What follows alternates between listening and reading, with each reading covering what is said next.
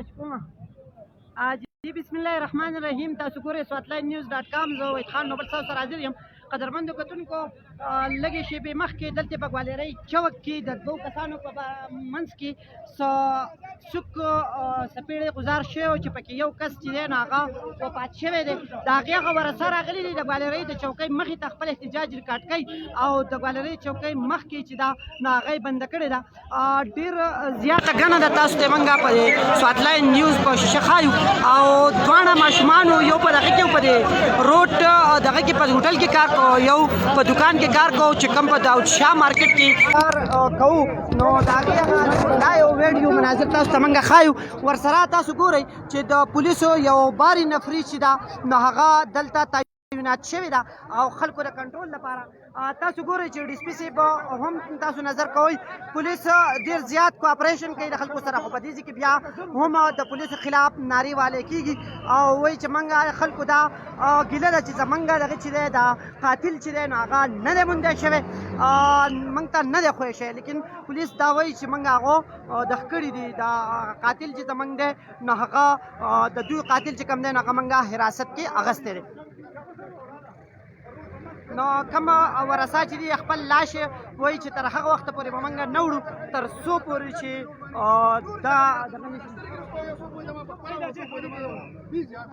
دا ډي سي پي صاحب تاسو ګورئ چې په خپله باندې لګیا دی.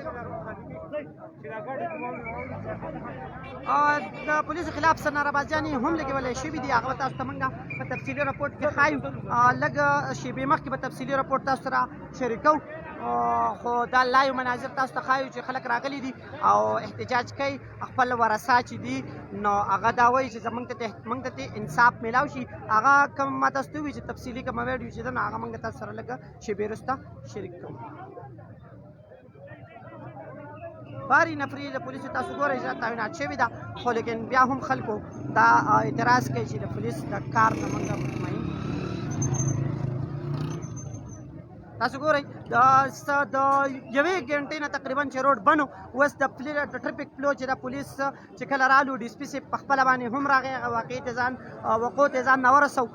تاسو ګورئ چې دا پولیس اوس روډ چې دی نو هغه بند روډ یې کولاو کړو. سره غنټې نه ټریفک جمع شوی او هغه ټریفک چې دی نو هغه اوس د پولیسو چې کله باري نفري د مټې نه او د مختلفو پولیس سټیشنو نه راوغوښتې شوه نو هغه روډ چې دی نو هغه کولاو شو.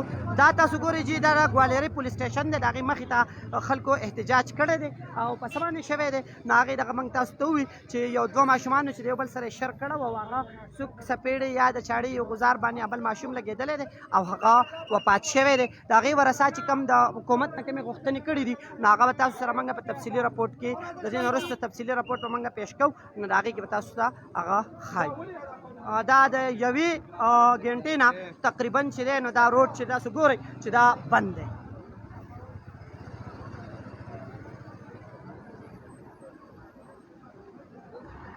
دا په داود شاه مارکیټ کې چې و نو په هغې کې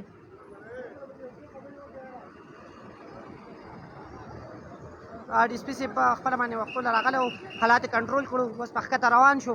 حالات ډېر بې قابو شوي، خلک یېرېدلي وو ځکه چې یو غټ قوم چې دی نو هغه راغلی و د پولیس سټیشن ګوالري مخې ته غټه احتجاج چې و نو هغه شروع.